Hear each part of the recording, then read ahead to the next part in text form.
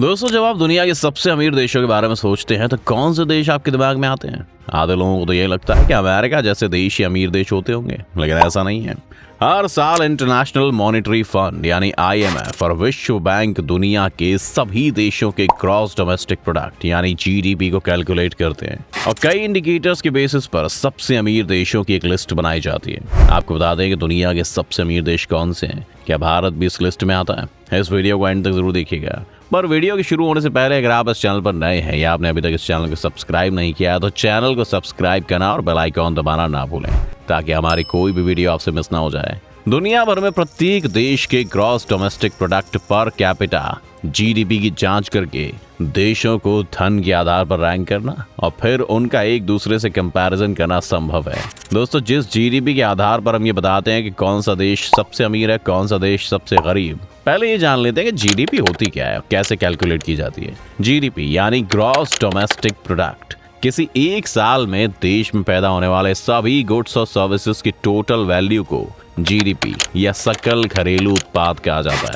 GDP से किसी देश की इकोनॉमिक कंडीशन को समझा जाता है और ये पता किया जाता है कि साल भर में देश ने आर्थिक रूप से कैसा प्रदर्शन किया है, किन कारणों से इसमें तेजी या गिरावट आई है। आमतौर पर GDP की कैलकुलेशन सालाना की जाती है, लेकिन भारत में हर 3 महीने में इसका आकलन किया जाता है। इंटरनेशनल मॉनेटरी फंड दुनिया के 236 देशों और क्षेत्रों की एक निश्चित रैंकिंग जारी करता है। तो चलिए अब आपको बता दें दुनिया के 10 सबसे अमीर देशों के बारे में। Number 10, Brunei. दोस्तों, ब्रुनेई $66,620 GDP पर कैपिटा के साथ हमारी इस लिस्ट में 10वें नंबर पर है।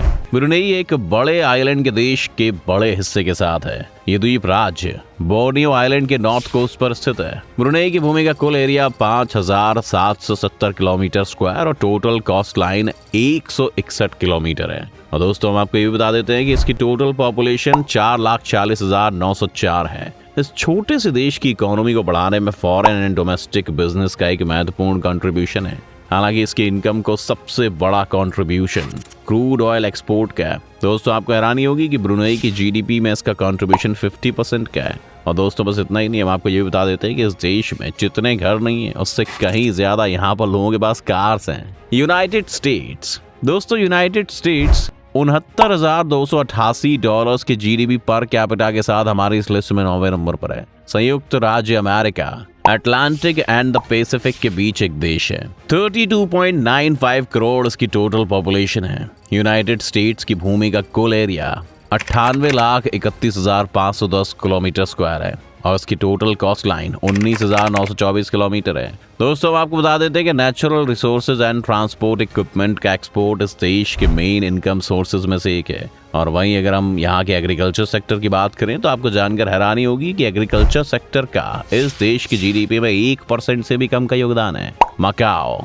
दोस्तों, मकाओ $73,802 के GDP पर कैपिटा के साथ हमारी इस लिस्ट में 8th नंबर पर है। मकाओ हांगकांग के वेस्ट में पर्ल रिवर के मुहाने पर स्थित एक देश है। मकाओ का कुल एरिया केवल 30 किलोमीटर स्क्वायर और टोटल कोस्ट लाइन 41 किलोमीटर है। दोस्तों, हम आपको ये भी बता देते हैं कि इसकी टोटल पॉपुलेशन 6,69,254 है। क्षेत्रफल की दृष्टि से मकाओ एशिया का सबसे छोटा और विश्व का 9वां सबसे छोटा देश है। दोस्तों, अगर हम इसके मेन इनकम सोर्स की बात करें तो टूरिज्म ही मकाओ की इकोनॉमी की बैकबोन है। क्या आप जानते हैं कि मकाओ को चाइना का लास वेगास भी कहा जाता है और इसीलिए 19वीं सेंचुरी में यहाँ पर जुआ लीगल कर दिया गया था। तब से ही सरकार के रेवेन्यू का एक इम्पोर्टेंट सोर्स रहा है। स्विट्जरलैंड। दोस्तों, स्विट्जरलैंड $77,324 की GDP पर कैपिटा के साथ हमारी इस लिस्ट में 7वें नंबर पर है। स्विट्जरलैंड सेंट्रल यूरोपियन एल्प्स में एक लैंडलॉक्ड कंट्री है। स्विट्जरलैंड की भूमि का कुल एरिया 41,290 वर्ग किलोमीटर है। इस प्रकार स्विट्जरलैंड यूरोप का 21वां सबसे छोटा देश है और दुनिया में 136वें स्थान पर है। दोस्तों, इसकी पॉपुलेशन 87,97,019 है। स्विट्जरलैंड देश एक लैंडलॉक देश है, जिसका मतलब ये होता है कि ये चारों तरफ से जमीन से घिरा हुआ है। और दोस्तों, इसका नुकसान ये होता है कि इसका कोई पोर्ट नहीं होता है, जिसकी वजह से बिजनेस में बहुत परेशानी आती है। दोस्तों, ये बात हम सभी जानते हैं कि स्विट्जरलैंड को धरती का स्वर्ग कहा जाता है और यही इसकी सबसे बड़ी एडवांटेज भी है क्योंकि इसकी मेन इनकम सोर्सेज में सबसे ज्यादा टूरिज्म का ही कंट्रीब्यूशन है। नॉर्वे। दोस्तों नॉर्वे $79,201 की जीडीपी पर कैपिटा के साथ हमारी इस लिस्ट में 6वें नंबर पर है। नॉर्वे स्कैंडिनेवियन पेनिनसुला का एक देश है। नॉर्वे की भूमि का कुल एरिया 3,85,203 किलोमीटर स्क्वायर है और टोटल कोस्ट लाइन 21,148 किलोमीटर है। इस तरह नॉर्वे यूरोप के सबसे बड़े देशों में से एक है और दुनिया का 62वां सबसे बड़ा देश है। दोस्तों इसकी टोटल पॉपुलेशन 55,16,616 है। दोस्तों अगर हम इस देश की मेन इनकम सोर्स की बात करें तो पिछले 3 दशकों से यहाँ का तेल एंड गैस एक्सपोर्ट्स यहाँ का सबसे बड़ा इनकम सोर्स है। और बस इतना ही नहीं, पूरी दुनिया में सैल्मन फिश का एक्सपोर्ट एक काफी अच्छा इनकम सोर्स है और यही दोनों इस देश की इकोनॉमिक प्रोग्रेस की वजह भी है। आइए दोस्तों अब बात करते हैं अपनी 5th कंट्री की, बर्मुडा।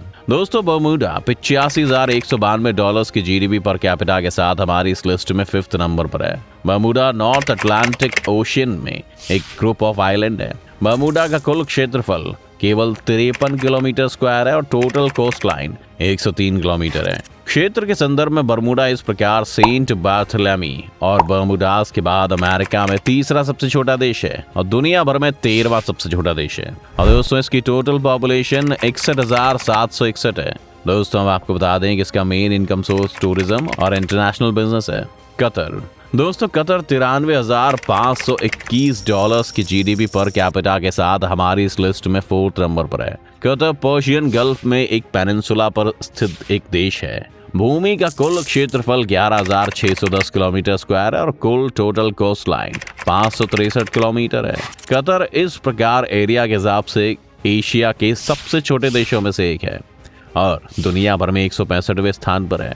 और दोस्तों हम आपको ये बता देते हैं कि इसकी टोटल पॉपुलेशन 29,90,413 है। सी लेवल से केवल 28 मीटर की औसत ऊंचाई के साथ कतर दुनिया के सबसे निचले देशों में एक है। कतर अपने तेल के भंडार के लिए भी जाना जाता है और हम आपको बता देते हैं कि इस देश का मेन इनकम सोर्स का ऑयल एक्सपोर्ट ही है और दूसरा सबसे बड़ा इनकम सोर्स है टूरिज्म, जहाँ जीडीपी में क्रूड ऑयल एक्सपोर्ट का लगभग 60% है, वहीं टूरिज्म का लगभग 10% है।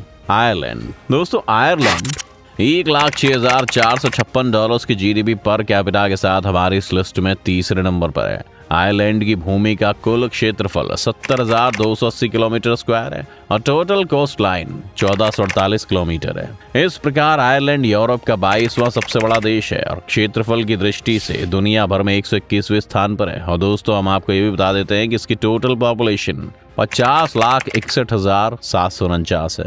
आयरलैंड सबसे ऊंची पर्वत चोटी करॉन्टू हिल 1,039 मीटर पर स्थित है। दोस्तों आपको बता देते हैं कि आयरलैंड को इकोनॉमी के मामले में हाईली डेवलप्ड इकोनॉमी वाला देश माना जाता है, जिसमें टेक्नोलॉजी, फाइनेंशियल सर्विसेज और एग्रीकल्चर सेक्टर का मेन कंट्रीब्यूशन है। सिंगापुर। दोस्तों सिंगापुर $1,16,486 की जीडीपी पर कैपिटा के साथ हमारी इस लिस्ट में 2nd नंबर पर है।